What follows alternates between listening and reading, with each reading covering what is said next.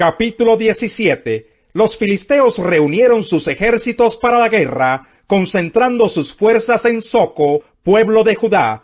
Acamparon en Efesdamín, situado entre Soco y Azeca.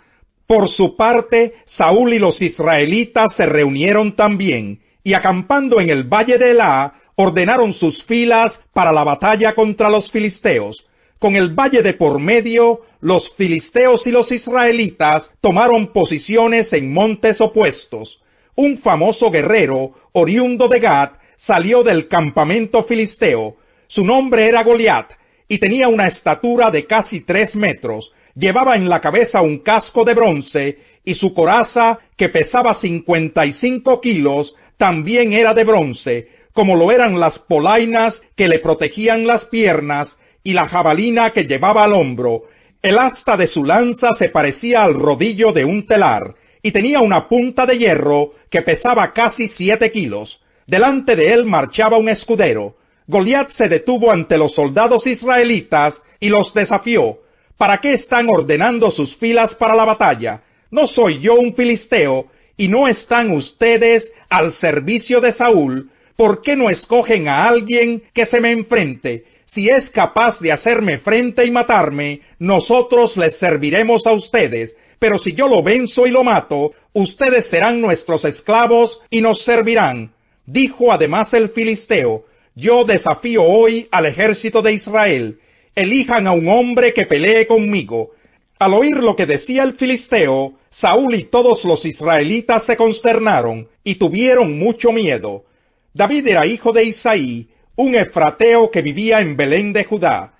En tiempos de Saúl, Isaí era ya de edad muy avanzada y tenía 8 hijos. Sus 3 hijos mayores habían marchado a la guerra con Saúl. El primogénito se llamaba Eliab, el segundo Abinadab, el tercero Sama.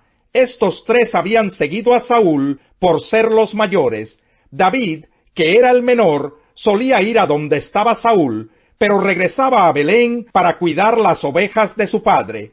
El filisteo salía mañana y tarde a desafiar a los israelitas, y así lo estuvo haciendo durante 40 días. Un día, Isaí le dijo a su hijo David: toma esta bolsa de trigo tostado y estos 10 panes, y vete pronto al campamento para dárselos a tus hermanos. Lleva también estos 3 quesos para el jefe del batallón. Averigua cómo les va a tus hermanos y tráeme una prueba de que ellos están bien. Los encontrarás en el valle de Elá con Saúl y todos los soldados israelitas peleando contra los filisteos. David cumplió con las instrucciones de Isaí. Se levantó muy de mañana y después de encargarle el rebaño a un pastor, tomó las provisiones y se puso en camino. Llegó al campamento en el momento en que los soldados, lanzando gritos de guerra, salían a tomar sus posiciones. Los israelitas y los filisteos se alinearon frente a frente. David, por su parte, dejó su carga al cuidado del encargado de las provisiones y corrió a las filas para saludar a sus hermanos.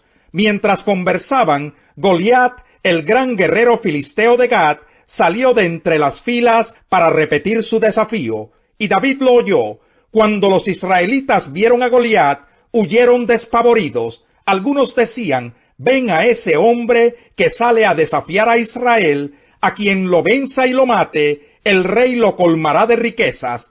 Además le dará su hija como esposa, y su familia quedará exenta de impuestos aquí en Israel. David preguntó a los que estaban con él: ¿qué dicen que le darán a quien mate ese filisteo y salve así el honor de Israel? ¿Quién se cree este filisteo pagano que se atreve a desafiar al ejército del Dios viviente? Al que lo mate, repitieron, se le dará la recompensa anunciada. Eliab, el hermano mayor de David, lo oyó hablar con los hombres y se puso furioso con él. Le reclamó: ¿qué has venido a hacer aquí? ¿Con quién has dejado esas pocas ovejas en el desierto? Yo te conozco, eres un atrevido y malintencionado. Seguro que has venido para ver la batalla. ¿Y ahora qué hice?, protestó David, si apenas he abierto la boca. Apartándose de su hermano, les preguntó a otros, quienes le dijeron lo mismo. Algunos que oyeron lo que había dicho David se lo contaron a Saúl, y éste mandó a llamarlo. Entonces David le dijo a Saúl: nadie tiene por qué desanimarse a causa de este filisteo. Yo mismo iré a pelear contra él. ¿Cómo vas a pelear tú solo contra este filisteo?, replicó Saúl. No eres más que un muchacho, mientras que él ha sido un guerrero toda la vida. David le respondió: a mí me toca cuidar el rebaño de mi padre. Cuando un león o un oso viene y se lleva una oveja del rebaño, yo lo persigo y lo golpeo hasta que suelta la presa, y si el animal me ataca, lo sigo golpeando hasta matarlo. Si este siervo de su majestad ha matado leones y osos, lo mismo puede hacer con ese filisteo pagano, porque está desafiando al ejército del Dios viviente. El Señor, que me libró de las garras del león y del oso, también me librará del poder de ese filisteo. Anda pues, dijo Saúl, y que el Señor te acompañe. Luego Saúl vistió a David con su uniforme de campaña, le entregó también un casco de bronce y le puso una coraza. David se ciñó la espada sobre la armadura e intentó caminar, pero no pudo porque no estaba acostumbrado. No puedo andar con todo esto, le dijo a Saúl, no estoy entrenado para ello. De modo que se quitó todo aquello, tomó su bastón, fue al río a recoger 5 piedras lisas y las metió en su bolsa de pastor. Luego, honda en mano, se acercó al filisteo. Este, por su parte, también avanzaba hacia David detrás de su escudero. Le echó una mirada a David y al darse cuenta de que era apenas un muchacho, trigueño y buen mozo, con desprecio le dijo: ¿soy acaso un perro para que vengas a atacarme con palos? Y maldiciendo a David en nombre de sus dioses, añadió: ven acá, que les voy a echar tu carne a las aves del cielo y a las fieras del campo. David le contestó: tú vienes contra mí con espada, lanza y jabalina, pero yo vengo a ti en el nombre del Señor Todopoderoso, el Dios de los ejércitos de Israel, a los que has desafiado. Hoy mismo el Señor te entregará en mis manos, y yo te mataré y te cortaré la cabeza. Hoy mismo echaré los cadáveres del ejército filisteo a las aves del cielo y a las fieras del campo, y todo el mundo sabrá que hay un Dios en Israel. Todos los que están aquí reconocerán que el Señor salva sin necesidad de espada ni de lanza. La batalla es del Señor, y Él los entregará a ustedes en nuestras manos. En cuanto el filisteo avanzó para acercarse a David y enfrentarse con él, también éste corrió rápidamente hacia la línea de batalla para hacerle frente. Metiendo la mano en su bolsa, sacó una piedra, y con la honda se la lanzó al filisteo, hiriéndolo en la frente. Con la piedra incrustada entre ceja y ceja, el filisteo cayó de bruces al suelo. Así fue como David triunfó sobre el filisteo. Lo hirió de muerte con una honda y una piedra, y sin empuñar la espada. Luego corrió a donde estaba el filisteo, le quitó la espada, y desenvainándola, lo remató con ella, y le cortó la cabeza. Cuando los filisteos vieron que su héroe había muerto, salieron corriendo. Entonces los soldados de Israel y de Judá, dando gritos de guerra, se lanzaron contra ellos y los persiguieron hasta la entrada de Gad y hasta las puertas de Ecrón. Todo el camino desde Saharayim hasta Gad y Ecrón quedó regado de cadáveres de filisteos. Cuando los israelitas dejaron de perseguir a los filisteos, regresaron para saquearles el campamento. Luego David tomó la cabeza de Goliat y la llevó a Jerusalén, pero las armas las guardó en su tienda de campaña. Anteriormente Saúl, al ver a David enfrentarse con el filisteo, le había preguntado a Abner, general de su ejército: Abner, ¿quién es el padre de ese muchacho? Le aseguro, su majestad, que no lo sé. Averíguame quién es, le había dicho el rey. Tan pronto como David regresó, después de haber matado a Goliat, y con la cabeza del filisteo todavía en la mano, Abner lo llevó ante Saúl. ¿De quién eres hijo, muchacho?, le preguntó Saúl. De Isaí de Belén, servidor de su majestad, respondió David. Capítulo 18.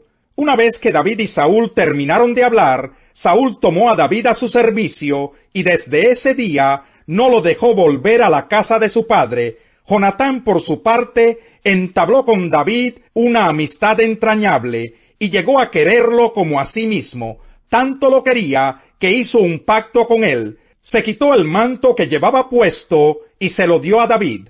También le dio su túnica y aun su espada, su arco y su cinturón. De nuevo Jesús les dijo: Yo me voy, y ustedes me buscarán, pero en su pecado morirán. A donde yo voy, ustedes no pueden ir.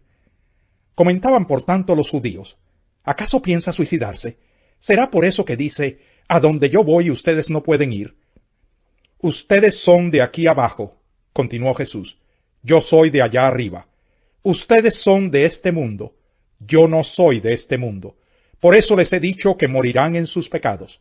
Pues si no creen que yo soy el que afirmo ser, en sus pecados morirán. ¿Quién eres tú?, le preguntaron.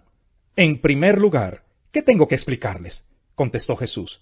Son muchas las cosas que tengo que decir y juzgar de ustedes, pero el que me envió es veraz, y lo que le he oído decir es lo mismo que le repito al mundo. Ellos no entendieron que les hablaba de su Padre. Por eso Jesús añadió: Cuando hayan levantado al Hijo del Hombre, sabrán ustedes que yo soy, y que no hago nada por mi propia cuenta, sino que hablo conforme a lo que el Padre me ha enseñado. El que me envió está conmigo. No me ha dejado solo, porque siempre hago lo que le agrada. Mientras aún hablaba, muchos creyeron en él. Salmo 111. Aleluya, alabado sea el Señor. Alabaré al Señor con todo el corazón, en la asamblea, en compañía de los rectos. Grandes son las obras del Señor, estudiadas por los que en ellas se deleitan. Gloriosas y majestuosas son sus obras, su justicia permanece para siempre. Ha hecho memorables sus maravillas. El Señor es clemente y compasivo, da de comer a quienes le temen. Siempre recuerda su pacto. Ha mostrado a su pueblo el poder de sus obras al darle la heredad de otras naciones. Las obras de sus manos son fieles y justas. Todos sus preceptos son dignos de confianza.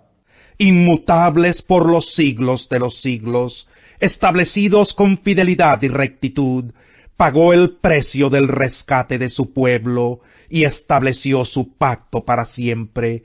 Su nombre santo e imponente, el principio de la sabiduría, es el temor del Señor. Buen juicio demuestran quienes cumplen sus preceptos, su alabanza permanece para siempre. Si ante el Señor están el sepulcro y la muerte, cuánto más el corazón humano.